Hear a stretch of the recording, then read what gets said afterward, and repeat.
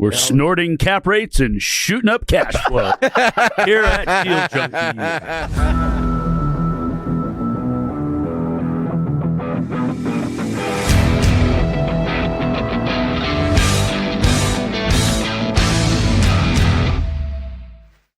Are we live? I don't know. All right. Welcome back to Deal Junkies. Dane is gone again, but we got Mike back. Mm-hmm. Mike is not sick. Oh, yeah. And we beat you on that. We beat you on a deal. In the last episode, we were talking about how we beat you to a storage deal. I thought you were running to the bank last time we were here, and that's why you couldn't be here, because we actually bet money. But Trevor said you were just sick. No, I could have been here, but I didn't want, if I had germs, I didn't want to go to Trevor before it was 100 miles. That's what he said. Yeah. It wouldn't have mattered. I didn't make it. Yeah. Yeah. So let's talk about that. Such a loser. Trevor's what a recession attempt like that. I can't believe you're sitting here right now. How far did you run? 90 miles. Jeez. 90.25, it said. If he was walking 2 days later. What happened? You just fall over and die? My legs stopped working. So now my legs stopped working. So yeah, we've all had that happen before, right? Yeah, just seized up. It wouldn't move anymore. It's that 91st mile that gets you. He's like, I drove it for 3 hours for half a mile, and I figured I'd just stop. Yeah, so I went like 73 or 75 or something amount of miles, right, in like 12 hours or something, and then it took like another 13 hours to go like 15 miles. So you weren't running like through the forest. You were on a track. Yeah, and then the track running in circles. Yeah, but then the track was on a hill, and then I couldn't lift my leg high enough to go up the hill, so I had to go on the street because it was flatter. And then I was trying to finish it on there, but so you ran out in the parking lot? Oh my gosh. Just or to the road? Just on the road. Like you took off from the track and started running in the street? Because I couldn't go up the hill to get to the track anymore. Why didn't you just run downhill like through Kaiser? You could have cheated. There's only so many hills. So now that's true. The only crappy part is now I got to go do it again. When are you going to do it? I don't know. As soon as my legs are. And it was pouring down rain that day. This is last week. I ran for 8 hours straight in the rain. So you started in the rain, wet feet. How long start to finish did you run 90 miles? 25 hours. 25 hours. Yeah, but I should be able to do it 100 in like 20 hours or so. Have I not slowed down at the end where I'm just like, So what was the problem? Why couldn't you do it? What was your failure? I think it was having wet shoes that added weight, and I was just running through soup. So like, how are you even walking right now? Are your feet blistered up? Oh yeah, dude, my feet look like they're like cadaver feet. Like they're nasty. Dude, they're messed up. Yeah, dude, because 20 miles in they were messed up because I was just soaking wet feet, like, and then I ran for another 8 hours just like soaking wet feet, and like they didn't dry. So you have cadaver feet. Your feet are falling off. It's gonna be hard to run 100 with no feet. No, it'll be good. He's got to pick up basketball tomorrow. He'll be fine. You're walking though. That's good. I'm going snowboarding this weekend. Maybe. Oh, that's Oh my gosh. No, I'm good on like because I trained for it. So like my legs are good. Had I not, so now I need to do it not in the rain next time. Maybe some elevation change would be good, so it's not just the same muscle. Maybe doing it somewhere where you can see some different scenery other than running in circles. With that. There's a reason they do it in the forest. Yeah, but I wanted to do it on the track because then I could, so I had to mentally be able to quit at any point with my car sitting right there and keep going. So I had the option. So I just wanted to. You wanted to know you could bail at any time. Not be stuck in the middle somewhere. No. I wanted to have the option to bail and then pass on the option to bail, so which makes it even harder. You see every lap, I see my car sitting there. Oh, I could get back in my car where it's warm and dry. Himself. Not only is he torturing himself, he's torturing himself while he's torturing himself. Yeah, I think they call that something. Is that sadism or masochism? Masochism, I think. When you enjoy inflicting pain on yourself. Yeah. You're a sick mofo. I was happy with it because I didn't break mentally. Because when I did my 50 the first time, I quit mentally, which was pretty disappointing. Physically, I could have kept going, and mentally, I broke. And then, so I redid that one. And now when I did the 100, I just physically broke to where. So your mind made it, but your body stopped. Fine. My mind was good. Yeah, I was committed. I was like, I'm going to go another 12 hours. And people were coming out and running with you, or you were listening to podcasts and stuff? Yeah, people ran for a while. But then, like, the last from 10 p.m. till 8 a.m., like, it was just me. Jeez. Wow. Wow. Well, we're going to record an episode for you here discussing how to survive a recession. So Trevor now has gotten his mind into a place where he can survive anything, I think. So maybe Mike and I aren't quite there yet, but we want to talk. I mean, I think that everybody defines a recession a little bit different, and I would say that we are in a recession now. I think I've said that before, specifically in the real estate world. Transaction volume is down. Production's down, income's down, volume's down. Prices are down. GDP Rates are up. I mean, down. in the residential world, prices aren't really down, but it's just a lot harder to do deals. It's a lot harder to make money. So if the rest of the world is not feeling a recession, that's great. Although I hear a lot of people on Main Street kind of complaining about the price of things, and it's hard to make ends meet. And so I think that overall, if you were to I think I saw that there was a survey that like 83% of Americans surveyed said they thought we were in a recession now, even though we're not technically in a recession. So people feel like we're in a recession, or we've been in one anyway. We sort of see signs of hope that we're coming out of that now, but let's talk a little bit about how do you make it through? I mean, maybe talk a little bit about seeing signs of a recession coming, what to do as you go into a recession, how to frame your mind during those times, and how to maybe find success when other people aren't looking for it. Mike, you want to kick us off? Yeah, it's just kind of having flashbacks of COVID, when COVID came out. Because I think the only thing to do is just share experiences, right? So I was a member of GoBundance, and it was really interesting to see the wealthiest of people get really reactionary and take action immediately. And the first thing, like one of the takeaways was most people cancel every card, report every single credit card as lost, stopped paying everything so that way they could get all their expenses under control first. So knowing in that, we're going to talk a lot about creating more income as a way to get out, but immediately the first thing they did was lock down their expenses. So you're saying they shut down their credit cards? Yeah, just so they could reset every recurring bill. So essentially, does that make sense? Because you lose track of all the little... Absolutely. That's I think when you're not in a recession, you get frivolous with your spending and you lose track of what you're spending. You know, there's apps that are out there now of, hey, what are you paying for in subscription wise? And so that was their easiest way to get to the source of what of our expenses is just stop paying everything and then wait till you get the past due invoices. And then you decide, is this something we're keeping or is this something we're getting rid of? That was a really interesting thing to watch because you're talking about the wealthiest people I know that have cash sitting on the sidelines. The first thing they're doing is not paying any bills. Reset my mindset of kind of how do you look at these things, of how do you create a strategy. And so they created a very quick strategy of how to deal with the debt side without it becoming a distraction, so they could be responsible in their expenditures and then focus on the offensive side. So I fully believe in offense, taking offense to get through problems, but there is this level of defense that you do have to play. And what I witnessed was they played it quickly, efficiently, and to the point where it was almost ruthless. And then they went and got the shield out and then started swinging the sword. It was really interesting to watch that process. So they were buying more deals aggressively after that, or what were they doing? Yeah, well, COVID was different because then all of a sudden there's liquidity and then it was investment talking and where do we buy this? And at that point, you're having stupid conversations. When COVID hit in early 20, so it was March of 2020, we got the announcement the world is shutting down. Everybody freaked out. Yep. I can't tell you how many phone calls I got. And it was funny because half the phone calls or more were like, let's go find deals. There's going to be blood in the water. Like on day one, everybody was like, it's not going to happen quite yet, but that's what everybody was thinking. What we did, Logan and I owned a building that was kind of in a bridge debt situation, and we were wanting to go into perm, but we were waiting. We were going to wait a little while. The deal wasn't quite ready to go into perm financing, and we paid a big prepayment penalty and went into perm just as a decision going into COVID. We didn't know how lending was going to be. Mm-hmm. And really what we were expecting, I think, is that 21 and 22 were going to be like 23 and 24.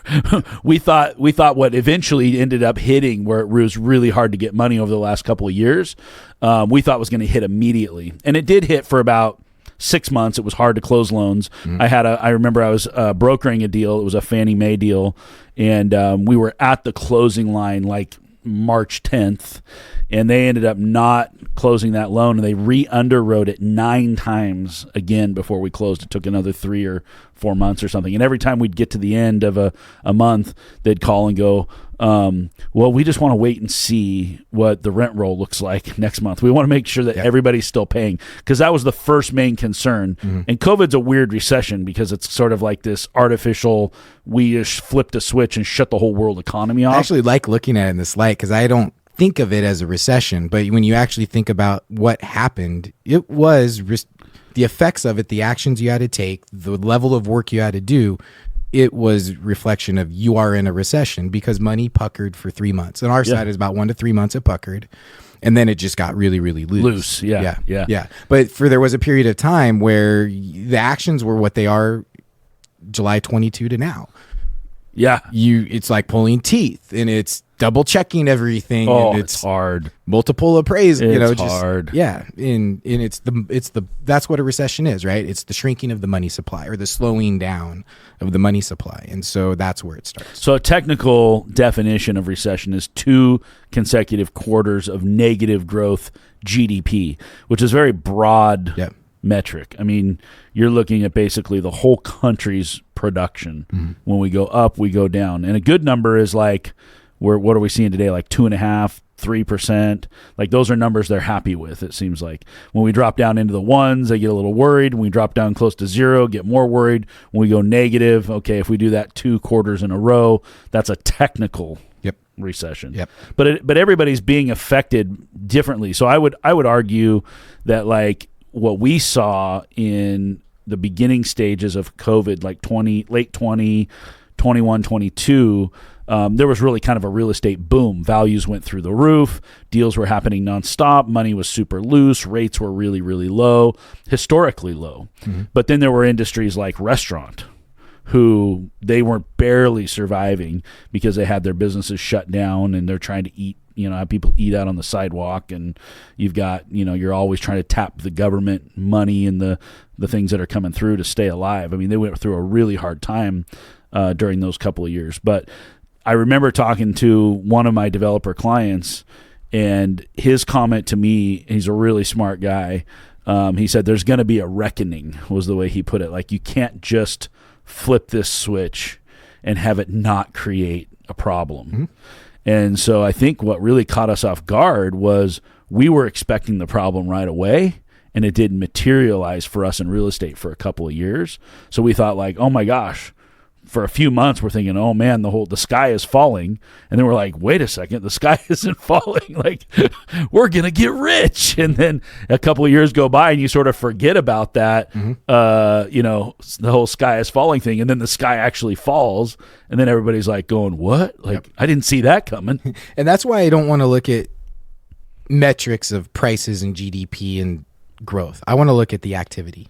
What is happening on the street from a production standpoint? What are incomes doing? So prices may not have gone down, but the incomes in the industry went down significantly. You can't tell me an agent made less money. Brokers, builders, inspectors, appraisers, escrow. escrow. Every income, prices can stay the same, but transaction volume, production's down, and so now the incomes around it are down. And so it's the mindset and the activity. That's how I want to define how things are happening. And then you make a plan around like sentiment. I mean, like what's the vibe on the street? Like, we're doing deals, we're not doing deals. What's happening right now? Exactly. Or how do you get deals done based on the fact that they're just not getting done? So an article came out this morning on CRE Daily, and they said capital is back. And, it's an interesting article because it's talking about how over the last quarter, so many more loans have been funded, specifically in multifamily, which is primarily what I'm tracking. And it's talking about how in 2025 they really expect money to be looser, more loans to happen. And what they're following, we're thinking about, you guys are doing a lot of 1 to 4 unit and cottage clusters and things like that. I'm thinking about, 20 to 50 unit apartment complexes for the most part. These guys are talking about like $1 billion loans. This is BlackRock and Vanguard and all these big companies that are out there that are borrowing money and buying portfolios and stuff. And so the players are back. And if you listen to Paul Curley, he says, we say that the system is designed to do things a certain way. He would say the word rigged. And so it really looks rigged when nobody else can do a deal, and BlackRock is closing billion-dollar loans like almost every week, and they're buying huge portfolios of real estate. And so the big dogs want to drive asset values down, and they sit on a lot of dry powder. They have a lot of cash to do deals, so that when those asset values come down, the lending stops. Money, like you said, slows almost to a complete halt. Which what brings the asset value. And then they go, oh, well, we can do a loan because we have billions of dollars on the sideline. And I can scoop it up at a discount. I can buy it at a discount. I get a good low basis on it. Are they buying from REITs and stuff like that? Mostly? They are. I think so. I mean, I think most of those big deals are REITs. Because you've got so many investors in a deal that's going to be $1 billion plus, it's got to be a REIT. I think a REIT is defined as a syndication that has over 100 investors in it. Then you can apply for REIT status. I don't know. I don't know all the it was details. Just publicly traded, but I don't know either. That's usually if you're publicly traded, they call it a REIT. I mean, it's very similar to what we're doing as a syndication. Yeah, in that Sam Zell book I'm reading, do you know why they turn their portfolios into REITs? Why? Tell us. Well, I don't know if this is why all of them do it. But he was specifically doing it because there's cycles where real estate is illiquid a lot of the time. But sure. Do you know what is the most liquid thing? Is the capital markets. So if I turn my portfolio or part of my portfolio into capital markets where I can constantly trade in and out of it, I can constantly access capital. So that they do that through like a REIT structure, or like through equities, right? So now so they start a fund. Yes, it's a way of fractionalizing the ownership. So that way they're paying returns on equity or on money that's basically being invested into their fund. They can deploy that capital, sell it, and they can access cash now to do whatever they want with. So they were doing it to access capital quicker. Who's Sam Zell and what's this book? Is he the mobile home park guy or the apartment guy? Biggest apartment owner. He is one of the most successful real estate investors of all time. This book's really interesting too. It's just his book on his whole life and all these deals he's done. So he starts out from like buying his first house, right? And then he's doing those deals, and then he buys a whole block and he gets into development.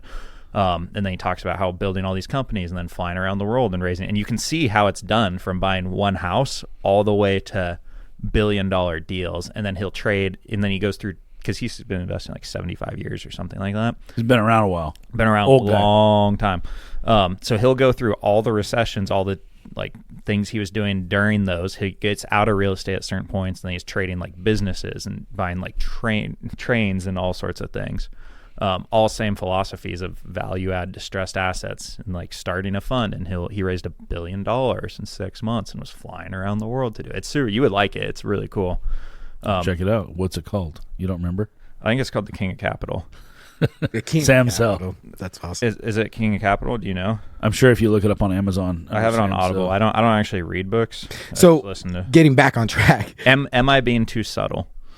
That's what it's called? Yeah. Am I being too subtle? That's the title of the book? That's the title of the book, yeah. All right. So there's an underlining theme from everything we just talked about. Okay, tell us. Liquidity.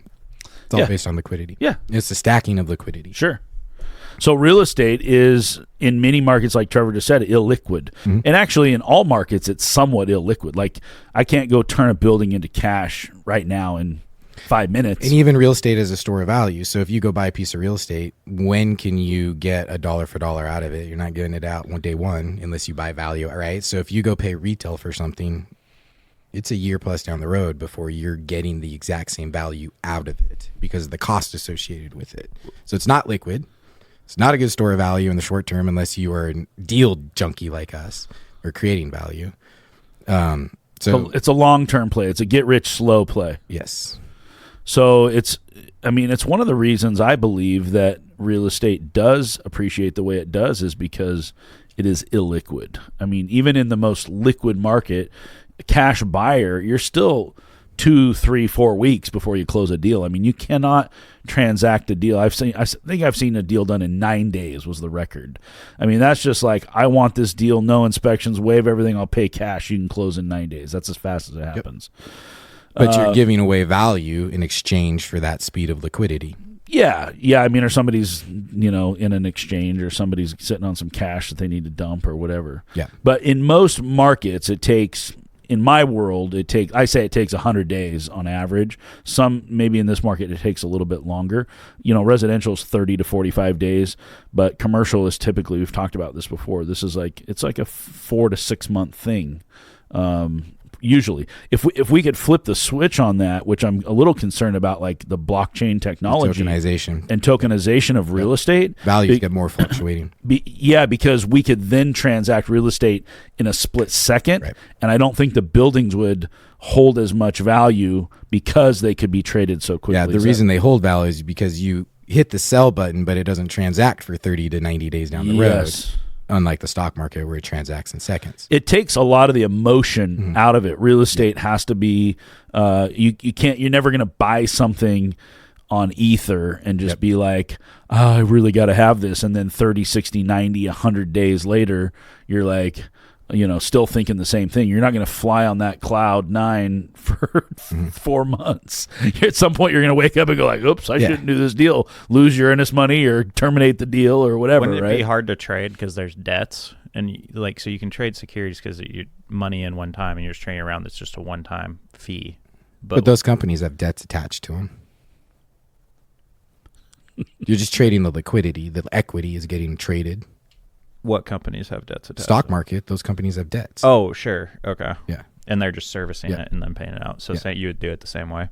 Probably, yeah. So like step number 2 on how do you get through a recession, you get out of the emotions. You stop being emotional. You start getting logical. You'll learn a lot about yourself and about your partners during these times, because some people will be like, oh my gosh, let's go do deals. And other people will be like, let's run, let's dump stuff. Well, and even the words you use, the questions you ask, the mindset and frame that you get into. So if you're an emotional mindset and you're allowing your emotions to drive the conversation or the thought process, you're asking questions that don't make sense. You're like, well, right. You're not asking yourself a valuable question. But when you take the emotions out and you're getting logical and you're looking at the data and you're looking at a strategy of this, now you start asking the good questions to get you creating the good answers to get you on the right path to success. And you have to get out of the emotional side of it in order to think in that logical side. So kind of going back to COVID. So in that point of time, I had been through a recession. I had lost everything. I had built myself back up, and now I was coming into kind of the first recessionary market or really negative downside market conditions that I had experienced in real life, now owning a portfolio. And so I'd watched some leaders. Okay, here's how they're attacking the debt side.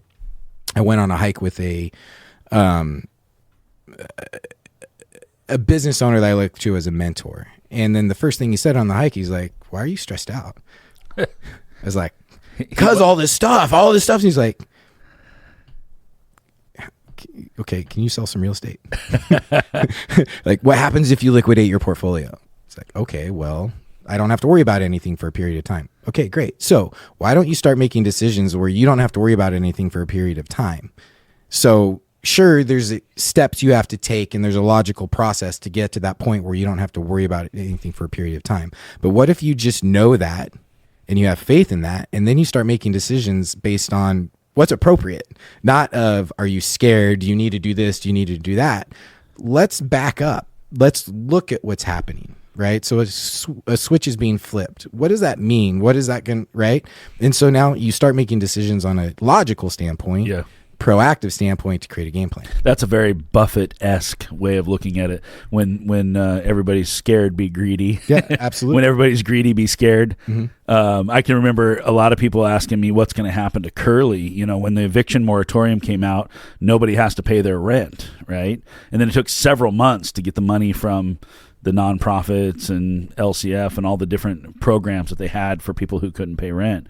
And the one person who wasn't worried at all was Paul Curley. Mm-hmm. He's got 2,000 renters. They've just been told they don't have to pay their rent. Yep.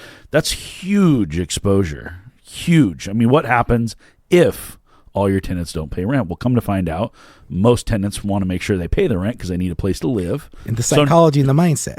So 97% of them paid. Yep. 3% didn't, but guess what? We didn't have anybody moving around during that time because it was COVID. So instead of having 3% vacancy, we had 3% delinquency. Yes. 100% occupied is the same number. You went from real vacancy to credit vacancy. By the way, the government's going to write you a check for those other 3% that aren't paying. So collections were probably at an all-time high. You just had to work for them. Exactly. If you were a self-manager during that period, it was very, very hard to try to navigate all the different laws. And the laws were changing every The bigger day. problem was on the operators. So like my staff having to deal with clients and just answer certain questions. Yeah, and then processing funds for tenants. So we're talking about COVID, which is a technical recession, but it's not the same as other actions, recessions. right? So I look at it because how did we change to get through a period of time? And then now take that, okay, well, what's a real recession? And so for us, it started showing up in June, July of 2022 is when it was, okay, this is going to be a lot worse than what we expected. This is the reckoning. The reckoning. Summer of 22. Absolutely. And I remember, okay, so in November of 21, they say the changes are coming. And so we start projecting changes and increasing interest rates. No one expected them to do what they did at the pace that they did for as long as they did. Yeah.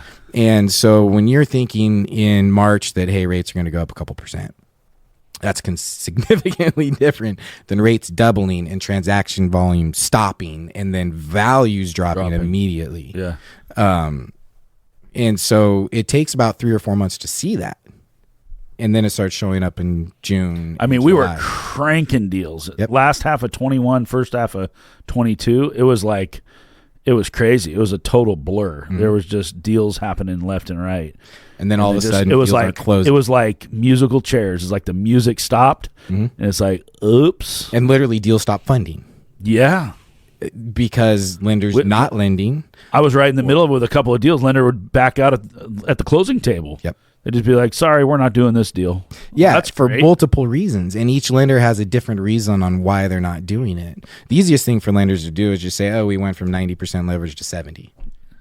They just reduce the risk. They want to do the loan, but significantly. Or we're going to stress test you now at 10% instead of 7% or whatever on the underwriting. Yeah.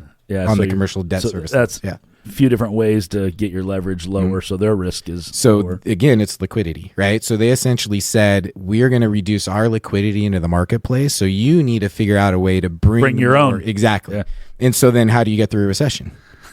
You better have some liquidity. You better and understand how to tap into it. Where is it? Where is it stored? How do you get it? How do you create more? That's when you're a big player and you're doing Fannie Freddie type loans. Like they'll lend in all markets. It might be harder, but they will lend in all times. When you're dealing with credit unions, community lenders, especially if you're ever dealing with one of the big box banks, like they just shut down and they just don't. There was one lender. They used to be called Opus.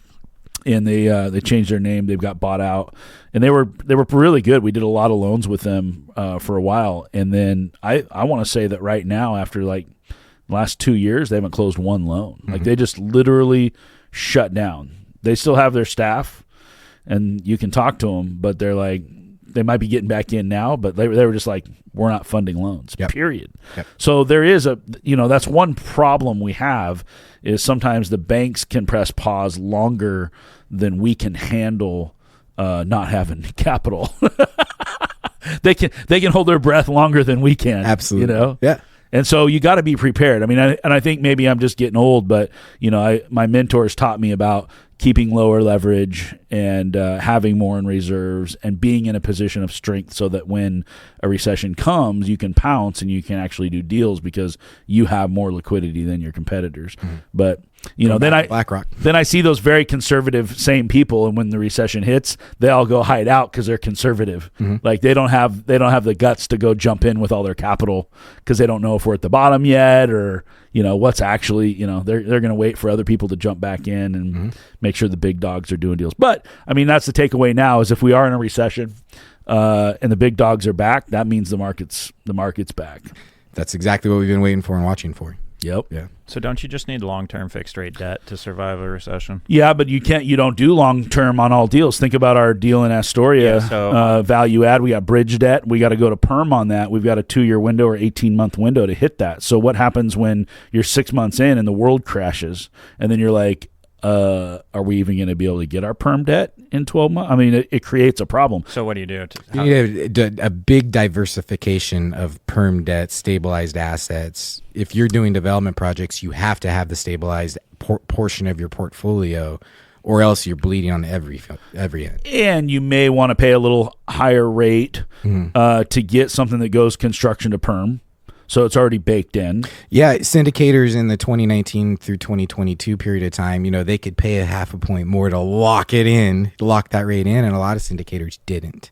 And so then 2022 comes, and now their costs are they're on a very variable rate. Variable rate just sinks the ship. Exactly, because that quarter point in interest rate they can save now made their deal what it was, and they couldn't afford the quarter point more, so they didn't lock it in.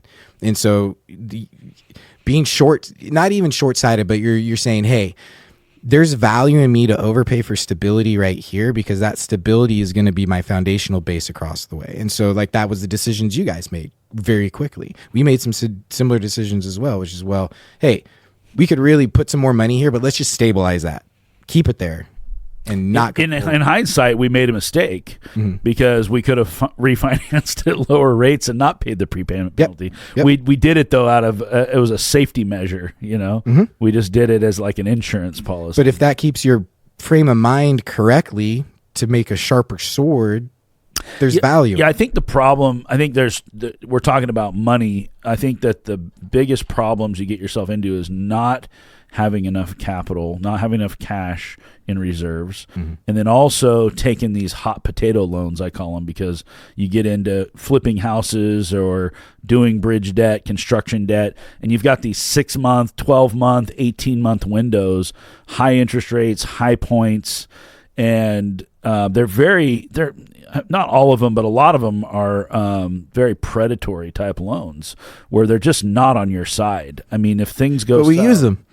We use them because we need them. Yeah. We need them. If you find a good hard money lender that's not trying to take you down, that'll work with you and let you extend and let you do some things and, to get to that point, that's a valuable relationship to have. But having bridge debt, having this short-term high interest debt is, I think, the riskiest thing you can do in real estate, especially around a recession. And most people have no clue early on how risky it is to take on that type. You're going to go out and flip houses and you think, oh my gosh, ARV is this and this is what the house is worth today and I'm going to do a great job. You're only thinking about your budget and how you're going to get it done, get the project done on time and under budget.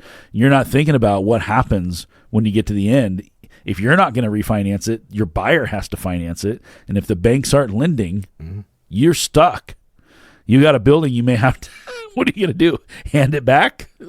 Or all those birds, you're going to get all that capital back, and then they didn't get as much capital back. And you've personally guaranteed those loans? Yep. I mean, you can get yourself in some pretty serious trouble. So how do you get out of something like that? Because you're talking about projects we're doing with bridge debts. Let's assume everything goes wrong, market goes down. What do you do in that case? So there are some risks. There's some downside risks to a deal like that where, rents can go flat, expenses can go up dramatically. Lenders can just decide they don't want to lend into that market or they're not lending at all. And so then, you're sitting on that money, that you've got an 18-month business plan and you're going to go to perm, and maybe you get to perm and you don't get the proceeds you were looking for. There's enough meat on, our Astoria deal has enough meat on the bone to where if we didn't get full proceeds, we'd still be fine because there's so much equity there. Well, we have a bridge to perm on that too. Well, we did that on purpose. We paid a little bit more rate because we wanted to lock that in, and we still have the option if we can find better money to not use that perm option. But that was one of the conversations that we had, was should we just go with a bridge loan or should we go with a loan that has perm baked in? And we paid a little more for the loan to get the perm baked in as an insurance policy in case the world falls apart. We've already got the perm in place. If things go really, really well, we can just go get a different perm loan. We just spent extra money to get this first loan that has the perm baked in. So we felt it was, I felt it was. It's like an insurance policy on your financing. Yeah. Yeah. Mm-hmm. But I mean, you're in, if you're doing 1 to 4 and you're doing hard money, like there's a lot of people listening, I'm sure, that are out doing small plex and houses. And I mean, you're taking 10, 12% money with 3 points, and it's good for 6 months. And if you want to extend, you got to pay another point. And those loans will kill you. I mean, they will literally kill you. Yeah. So then you have to, again, not get emotional. Then you have to look at everything in a vacuum. Where's the project at? How much more funding does it need? What's the actual realistic timeline? Times that 1.5. Run a cash flow projection throughout it. What projects do you stop? So in July 22, we were building out an ADU. Stopped it. Just stopped it. Why? Just to have the capital. Because it was so you're putting some cash into it. You decided let's leave we the had cash to build it out in the bank account, building an ADU. So you decided to keep your reserves higher. Exactly. So I went to the builder and essentially said, finish the outside, get the roof done, get the envelope done. Wait. And then wait. We're not going to fund any of the inside stuff. Get the utilities done. And then when it's appropriate, we will then release money to do it. Just because we wanted to have that capital on the sidelines in case we needed it. So what do you do if you're one of these people with a small plex and you did hard money and now you're stuck and you got no liquidity on the Well, bank I've account? been there. I mean, I've been in houses where we owed too much and we had hard money and we couldn't sell or we couldn't finish the projects. And you just every deal is a deal by deal, case where you have to beg for mercy. You got to talk to your lenders. Hopefully they'll work with you. You may have to bring in other investors. You may have to sell some stuff or How do you fire bring sell an some investor stuff. into that deal? Well, I mean, I don't know. It depends on how much meat is on the bone. If there's still equity left to give away or not. What if there's none? Well, you're screwed. I mean, you just have to sell it and then write a check for the difference. What if you can't write that check? Then it forecloses.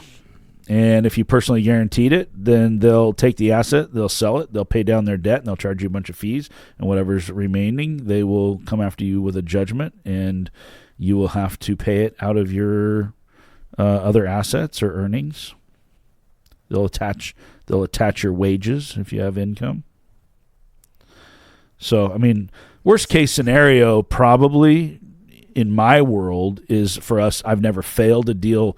I've never had a foreclosure. But that's probably worst case scenario is having a foreclosure and then not being able to borrow money to go run our business. I mean, so credit is super important. Even though you've done a ton of deals, you take one foreclosed house flip or something, it could really screw you up. Now you got to put loans in other people's names. You got to take on partners. You got to do something because you're not credit worthy anymore.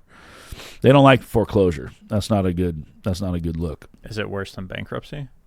Well, bankruptcy, let's say you stack up a few of those and you're never going to be able to catch up, then bankruptcy is also not good. Yeah. And you just wipe everybody out and you go back and start over. But I mean, being bankrupt is not ideal. But you could file bankruptcy. You would lose everything. And then that goes back down to, well, if your fundamentals are good and you have good deals, you can keep them alive. If you bought the right deals, if you didn't think your ARV was 20% higher than what it really was, and then the liquidity was taken out from under you, you can get through because you structure what you need to do to structure. So to kind of answer your question, we had all these development loans, and we then immediately started projecting out way into the future, dropped all the values on all of our assets, got to how at the very minimum, what's the level of profitability, and then started going to lenders and giving them percentage of the profit. And it was literally just equity. You're getting equity in the form of debt. We're taking on debt with you, promissory notes that have an interest rate. So you're getting an APR. And then on top of that, you're going to get a piece of the deal. You're going to get a piece of the deal. And then we just started backing into projected 20% IRRs. And you were just doing that to extend what you currently had? Yeah, just to keep the projects alive, right? Okay. So to add more liquidity, so that way we could then go roll into the next set of loans that we needed to take those projects to completion, right? So at the end of the day, you have to finish the value creation process. If you can't finish the value creation process is where you're screwed. And so you need to have the liquidity to finish the value creation process to then liquidate the asset to get out of the fucking mess. So I have a couple of mentors I'd like to mention that helped me through hard times and gave me some really good advice. One of them, Bob Doshi, he's a great guy. very successful, owns a huge portfolio, worth lots of money. And I can remember when I was going through this, it felt like it was the end of the world. You know, I couldn't sleep at night. If you've listened to episode 4 or 5, it's my flipping story where I'd signed on to $7 million worth of debt, and this company is failing miserably. And the bit of advice Bob gave me one day is he said, just imagine that you're in the ocean, and you're floating in the middle of the ocean, and there's a huge storm, and the waves are crashing around you, and you can't get your bearings, and you just don't, you can't figure out what's going on. It's loud, it's scary, but all you have to do is just dip below the surface of the water, and it's quiet and it's calm. And that visual helps me whenever I get in a situation like that to go like, there's chaos happening right now. I need to find the calm in that storm, right? And Paul's take on it, Paul Curley, is that you have to grow out of your problems. And so it is normal, I think it's completely natural human behavior when you're getting into a problem or you see you're headed into a problem to just completely want to crawl in a hole and die. And those are the people who lose. Those are the people who file bankruptcy, who have foreclosures, because they just give up. They stop answering the phone. They stop paying bills. They stop looking for solutions. As long as you don't give up and you're in the middle of a major mess, all you have to do is try to calm your mind down enough, talk to a lot of people, ask for help, get a counselor, do whatever you got to do to get your mind right and calm your mind down to where you can think again. And sometimes for me, what that means is like, I'll be laying in bed at night trying to do math in my head and figure out how I'm going to solve, it's like I'm trying to do the Einstein, mathematical equation. And it's really not that hard of an equation. All I have to do is take a piece of scratch paper, sit down with a damn pencil, and like write out 5 numbers on a piece of paper. And I'm like, oh shit. Like, it's going to be okay. I'm going to be able to figure this out. Oh my God. But when you're living PTSD, dude. When you're laying in bed at night and you're just like, oh my God, how am I going to do that? I mean, you just don't solve anything when you're in that state of mind. I have spent at least 400 hours having the same math equation in my head because I just refuse to write it down.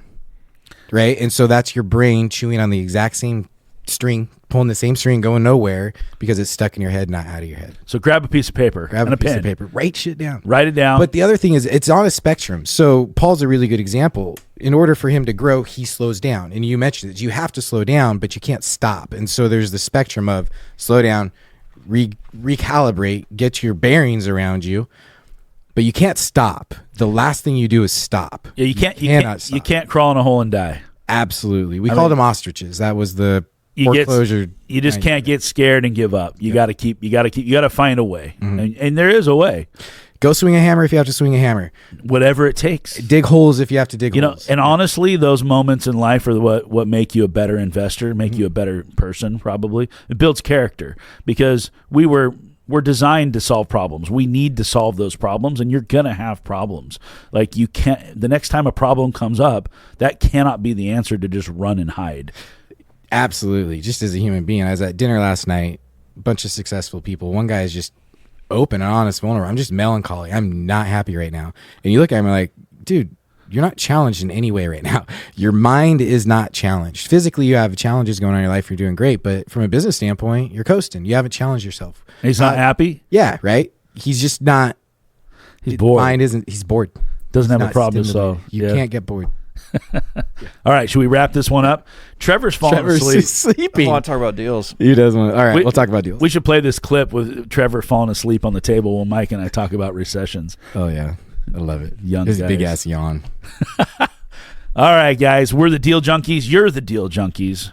We appreciate you listening, and we hope you're getting something out of this. If you like this episode, please share it with your friends, and we'll see you next time.